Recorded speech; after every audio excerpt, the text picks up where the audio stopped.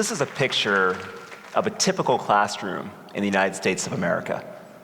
And you see students gathered around a computer screen, engaged in what we might call digital learning. But if you look really closely, something's missing from this picture. Something really fundamental is missing. And that is that the content on that screen has not been tested, it's not been validated. Unlike the things that Brittany talked about, no one knows what works in educational technology.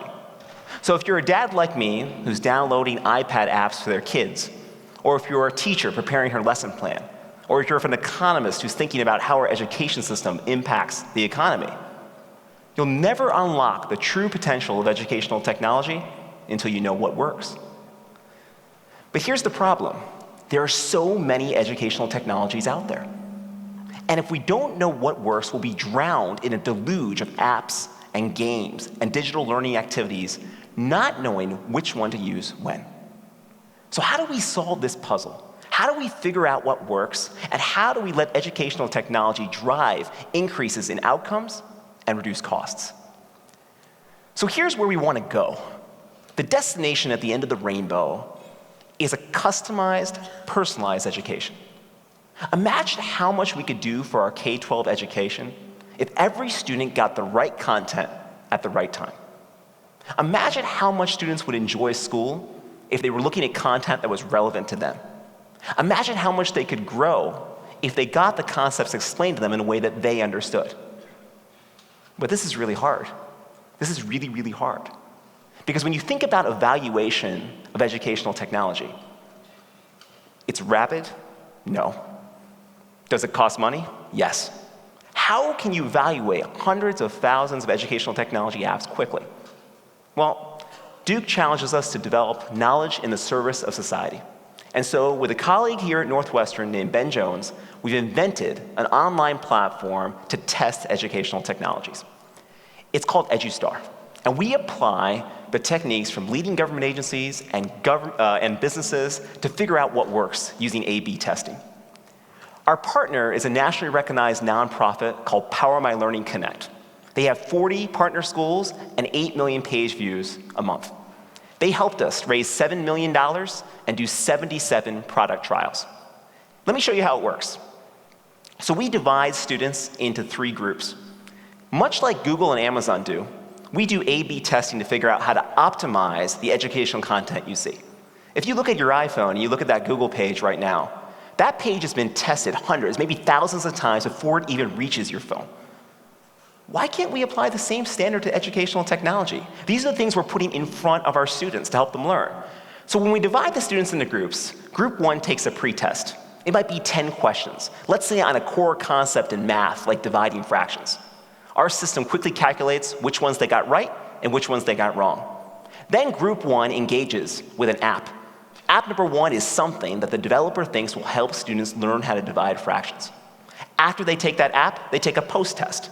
We again calculate how many they get right and how many they get wrong.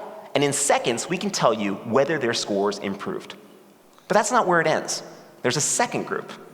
The second group does the same pre-test, but they look at a different app. That app also purports to say that they're going to teach students how to divide fractions. Does it? Well, we're about to find out, because they take a post-test as well, and we calculate instantaneously the difference between the pre and the post. Now you see what we're trying to do. We're comparing 2 apps against each other, less than $1 per student in a matter of seconds. But like any good scientist, we need to have a control group. So the third group takes the pre-test and immediately takes the post-test. If you're in the audience and you've ever been in a classroom, you know that control group wouldn't work without the following wrinkle. I mean, imagine if your kid came home one day and you asked them, "What did you learn in school today?" And they said, "Nothing. I was in the control group." A teacher pointed that out to us, and we added a digital learning activity after the post-test. That makes sure that every student ends class on the same level, but it helps us test whether the apps made any difference at all. Because if the apps don't do better than not seeing them at all, it's not a very, very valuable program. So let me give you a couple examples of what we do. Take 2 activities that teach the same skill. Fractions are fundamental. Dividing fractions is one of the hardest skills that students face. If you can't divide fractions, you can't do algebra. If you can't do algebra, you can't get to calculus. And so many of our students are stuck in 11th and 12th grade looking at a board with symbols they have no idea how to decode because they never understood the fundamentals. So let's figure out how to teach people how to divide fractions. On the left, there's a very simple program, dividing fractions. Not a very fancy name, but it purports to tell kids how to divide fractions. This is tied to Common Core Standard 6 NSA 1. Much like medicine, which has indications, we tag our apps with Common Core standards so we can figure out what works. Here's the other app. It's called Basketball Dividing Fractions.